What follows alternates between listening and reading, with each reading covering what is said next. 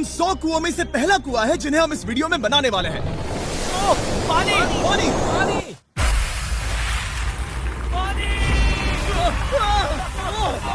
आपने अभी अभी केन्या के एक छोटे से गांव को पीने के पानी का अनलिमिटेड सप्लाई मिलते हुए देखा, वो भी सिर्फ 1 सेकंड में। अभी एक कुआं बना है और 99 बाकी है। आपको ये वीडियो बहुत पसंद आएगा। इन 100 कुओं को मिलाकर 5 लाख से ज्यादा लोगों को पीने का ताज़ा पानी मिलने वाला है। केन्या की इस साइट पर कुछ कुएं बनाने के बाद हम नाइरीरी स्कूल सिस्टम के साउथ में गए और कह सकते हैं कि उन्हें हमसे मिलकर बहुत खुशी हुई। क्या हाल है?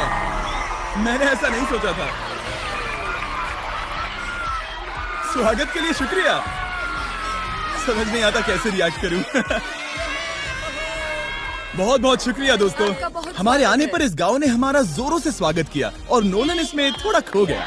नोलन जैसा अजीब इंसान मैंने कभी नहीं देखा और ये मेरी गलती नहीं है। और फिर वहाँ का स्कूल देखने के बाद ये रहे हमारे मेहमान। क्या हाल है? दिन अच्छा बीत रहा है ना? सबसे मिलकर अच्छा लगा। एक टीचर ने मुझे दिखाया कि स्टूडेंट्स कहाँ से पानी पीते हैं, जो कि एक बहुत ही अनसेफ नदी से आ रहा था। तो आपके स्टूडेंट्स यहीं से पानी पीते हैं? हाँ ये बुरी बात है। हाँ, स्टूडेंट्स हमेशा डायरिया जैसी बीमारी, टाइफाइड जैसी बीमारी की कंप्लेंट्स करते हैं क्योंकि वो ऐसा पानी पीते हैं। तो हाँ। हम कोशिश करते हैं, पर देख रहे हो ना, अब क्या कहा जाए। पर क्या करे, जिंदगी तो जीनी ही है और पानी तो सबको चाहिए होता है। जाहिर है कि इनकी हालत सच में बहुत खराब है। असुरक्षित पानी पीने से इन बच्चों की जिंदगी बहुत कम होती जा रही है। पर कम से कम इस गांव की मदद करने की हम पूरी कोशिश करने वाले हैं। क्या पता ये मुझे फिट आएगा या नहीं। मेरा सिर बड़ा है। देखते हैं पानी मिलता है या नहीं। ओह ओह बारिश हो रही है, क्या नजारा है। पानी जमीन से बाहर आने के बाद उसे ऐसे बैरल्स में इकट्ठा किया गया और बैरल्स को वाटर टावर्स पर लगाने के बाद आसपास के गांव के लोगों के पास सिर्फ पीने के लिए साफ पानी ही नहीं था, पर एक प्रेशराइज्ड वाटर सोर्स भी था, जिसका मतलब है कि लॉन्ड्री के लिए सुरक्षित पानी भी मिलेगा। और खींचो। मुझे बताओ ये नोलन की मॉम से कितना हैवी है? नोलन की मॉम से दुगना। ओह गॉड। मैं तुम्हें यहाँ से धकेल दूंगा। ठीक है, इसे अब यहाँ रख दो। हमने केनिया में और 20 कुएं बनाए और उसके बाद इसके जूते में भी कुआं डोंट है। वरी, मेरे दूसरे जूते में भी पानी है। मैं बताता हूँ कि हमने ये 29 कुएं कैसे बनाए। इस विशाल सी ड्रिल से जमीन में सैकड़ों फीट गहरा गड्ढा किया, वो भी पॉल्यूटेड सोर्सेज से होकर सीधे विशाल से पीने लायक पानी तक। उसके बाद हमने पाइप्स इंस्टॉल किए ताकि लोग पूरे अफ्रीका में इन हैंड पंप से पानी ले सके और नाइरीरी में भी। इसे टेस्ट करके देखते हैं। पानी जैसा है। मुझे इस 5 गैलन ड्रम को भरने के लिए 5 मिनट लगे। इससे एक दिन में कितना पानी मिल सकता है? 3600 गैलन्स एक दिन में। ये न केवल स्कूल के 400 बच्चों को कवर करेगा, बल्कि स्कूल के आसपास के गांव वाले भी इसका अच्छे से इस्तेमाल कर सकते हैं। पानी के लिए शुक्रिया आपका। कोई बात नहीं। ये पंप नॉन स्टॉप 30 सालों तक चल सकता है। आपको लग रहा होगा कि इस तरह का बड़ा काम करने के लिए एक बड़े गवर्नमेंट की जरूरत पड़ेगी, पर ये सच नहीं है। ये प्रॉब्लम सुलझाना बिल्कुल मुमकिन है और ऐसी चीजें करने के लिए इंसानियत को आगे आना ही चाहिए। आपकी कामयाबी का राज क्या है? सच कहूँ तो ऐसा कुछ खोजो जो तुम्हें करना पसंद है, उसे लंबे समय तक करो और तुम्हें कामयाबी जरूर मिलेगी। मैं इससे बहुत करीब लाने वाला हूँ, देख रहे हो? मजेदार है ना? जरा ऊपर देखो, वो रिकॉर्ड कर रहा है। ठीक है, मैं इसे करीब लाने वाला हूँ। ठीक है। हाँ, तुम खुद को देख सकते हो। हम इस गांव के लिए भी कुआं बना पाए, इस गांव के लिए भी और इन दूसरे 12 गांवों के लिए भी। और जब हम ये पंप्स लगा रहे थे, तब हमने यहाँ के एक स्कूल को नए कंप्यूटर से अपग्रेड भी कर दिया। बच्चों को ये कैसा लगा? उन्हें शुक्रिया, सच उन्हें में ये बहुत पसंद पसंद आया। खुशी है कि सब ठीक से हो गया। हमने क्लासरूम्स में नया फर्नीचर भी लगाया, उसके साथ कुछ शेल्व्स नई बुक्स के साथ, और सभी स्टूडेंट्स को एक फुटबॉल भी दिया। Thank you mister beast, thank you. यहाँ तक कि सभी क्लासरूम्स में नए व्हाइट बोर्ड्स और प्रोजेक्टर्स भी लगाए। आप सबको ये प्रोजेक्टर पसंद आया? हम चौक का इस्तेमाल कर रहे थे जिससे बहुत डस्ट होता था, लेकिन आज सब कुछ साफ है। हमें इस बात की खुशी है। कोई बात नहीं, इतना तो कर ही सकते हैं। पर जब हम 45वें कुएं की साइट पर गए, तब एहसास हुआ कि वहाँ का हाल और भी बुरा है। जब भी उन्हें पानी की जरूरत पड़ती थी, तब उन्हें जंगल से 1 मील खतरनाक रास्ता तय करके जाना पड़ता था, जो एक विशाल सी पहाड़ी से जाता है। मैं जल्दी उठता हूँ, लगभग सुबह 4 बजे, ताकि मैं स्कूल के लिए पानी ला सकूँ। यहाँ से पानी निकालना सेफ नहीं है। ये जगह बहुत स्लिपरी है, जिससे किसी को चोट लग सकती है। हमने उनके कुएं पर काम करना शुरू किया तब उन्होंने मुझे दिखाया कि वो पानी कहाँ से निकालते थे। आपको दिन में ऐसे कितने चक्कर लगाने पड़ते हैं? 2 बार। दिन में 2 बार? ओह वाह, तो एक आम स्टूडेंट ऐसा ही कुछ ले जाता है? ओह गॉड, अगर 200 स्टूडेंट्स ऐसा रोज करते हैं तो ये कितना मुश्किल होगा? बहुत मुश्किल हो सकता है। ओह गॉड, ये ढलान तो बहुत बड़ी है। अरे यार, ये ढलान तो रुकने का नाम ही नहीं ले रही। हर रोज मैं सच में दंग रह गया कि ये चढ़ाई कितनी मुश्किल थी। ये सब इतना कुछ करते हैं ताकि वो यहाँ तक पहुँच सके जहाँ इन्हें साफ पीने का पानी मिल सके। आमतौर पर आप पानी यहीं से लेते हो? हाँ। और पानी भरने के बाद ये जग्स लगभग 18 किलो तक हो जाते हैं, जो इन बच्चों के लिए पहाड़ियों से ले जाने के लिए बहुत मुश्किल है। लेडीज आराम से ये 2 उठा सकती ओह, हैं। तो मैं अभी जरूर ले जा पाऊंगा। और एक बार हमने जग्स भर लिए, उसके बाद वक्त था वापस ऊपर जाने का। जल्दी करो, चलते हैं।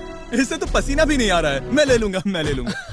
और अब घंटों तक असुरक्षित पानी को इकट्ठा करने के बजाय उनका नया पंप स्कूल के बस 10 फीट दूर था। तो अब ये यहाँ से पानी ले सकते हैं। बहुत थक गया हूँ। और फिर हम गए हमारे अगले गांव में, जहां हमने बनाया हमारा 46वां कुआं। पर हमें एक प्रॉब्लम से गुजरना पड़ा। हमने देखा कि ये गांव आधे से बटा हुआ है, वो भी इस खतरनाक सी नदी से। ये अभी इतनी खतरनाक नहीं लगेगी, पर जब बारिश का मौसम आता है, पानी ऊपर तक आकर इस पुल को पूरी तरह से निगल लेता है।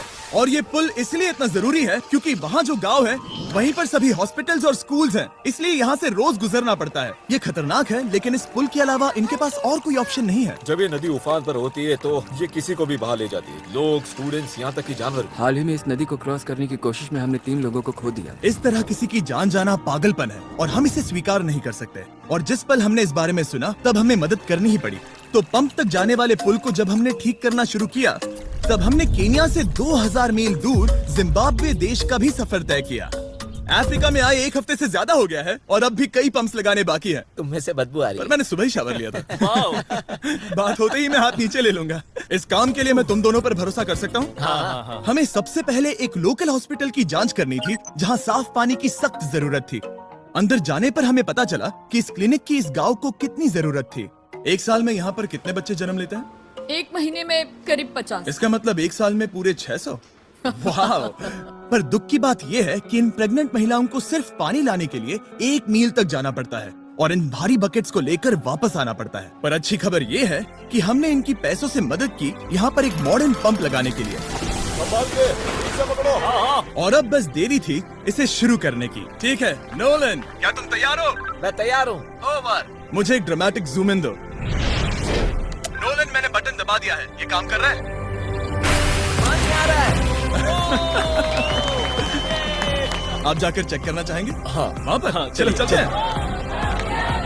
लोगों को पानी मिलता देख मुझे आखिर बहुत अच्छा खुशी हो पानी रही मिल है। गया। ये सच में कमाल की बात है। हमारा नोलन एक प्रोफेशनल डांसर है। हाँ। यकीन नहीं हो रहा, मैं डांस कर रहा हूँ। वो कर क्या रहा है? ओह गॉड, सॉरी, मैं नहीं चाहता कि आप इसे और देखें। साफ पी जाऊंगी खड़ी खड़ी मंगवा दो कोई मुझे लाल परी लाल परी लाल परी लाल परी लाल परी लाल परी लाल परी मंगवा दो मुझको लाल परी।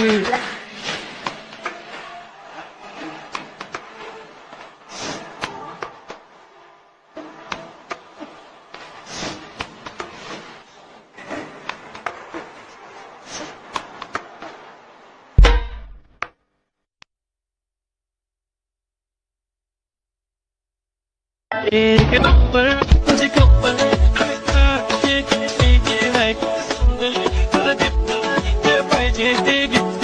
एक नंबर मुझे कमर हर काल शेकी शेकी है सुंदर तुझे डिंपल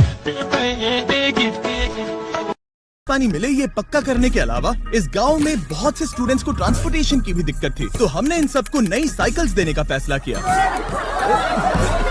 बच्चे बहुत ज्यादा हैं, पर हमने साइकिल्स भी उतनी ही खरीदी है। सच बताऊं तो मुझे साइकिल चलाना नहीं आता। जिमी को सिर्फ साइकिल देना आता है। कभी इसे चलाना नहीं सीखा। तो चलो हम एक रेस लगाते हैं। 3, 2, 1, गो!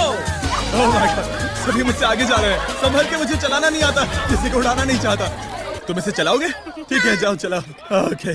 और इन्हें साइकिल्स देने के बाद हमने तब तक पंप्स लगाए जब तक हम पहुंच गए कुआं नंबर 69 तक। ये कुआं सोलर पावर्ड है, जो गांव के किसानों के लिए खास बनाया गया है। ताकि इनकी फसलों और जानवरों को जरूरत से ज्यादा पानी मिल सके। चाहे गर्मी हो या फिर बिजली ना हो, इससे कोई फर्क नहीं पड़ेगा। हर एक पैनल है 200 वॉट्स का, जो एक पंप से जुदा है। ये पंप हर घंटे 5000 लीटर पानी खींच सकता है। बेसिकली ये अनलिमिटेड पानी का सोर्स है इस पूरे गाँव के लिए। ये बहुत बढ़िया है। और जिम्बाब्वे छोड़ने के बाद हम चाहते थे कि अफ्रीका की सभी कम्युनिटीज को पानी मिलता रहे।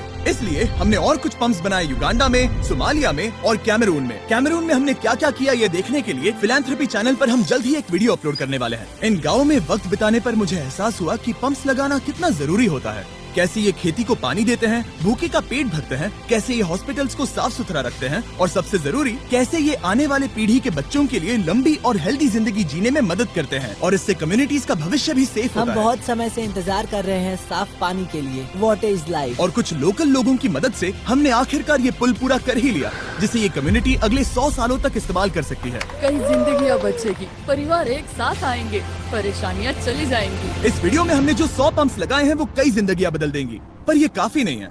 इसीलिए मैं चाहता हूं कि आप जाने से पहले beachphilanthropy.org/wells पर जाएं और मुमकिन हो तो पैसे डोनेट करें। मैं सच कह रहा हूं, हमें इस वीडियो से एक पैसे का भी फायदा नहीं हो रहा है। इस वीडियो से जितने भी पैसे आएंगे वो 100% इन पंप्स को बनाने में खर्च होंगे, वो भी पूरी दुनिया में। पता है ये अजीब है कि एक यूट्यूबर को ये सब करना पड़ रहा है, पर किसी को तो करना ही होगा। अगर कोई नहीं करेगा तो हम ये करेंगे ही। आप देख सकते हैं इस काम से कई कम्युनिटीज की जिंदगियां बदल रही हैं। और फाइनली 100वां पंप। ओह माय गॉड, मुझे माफ करना।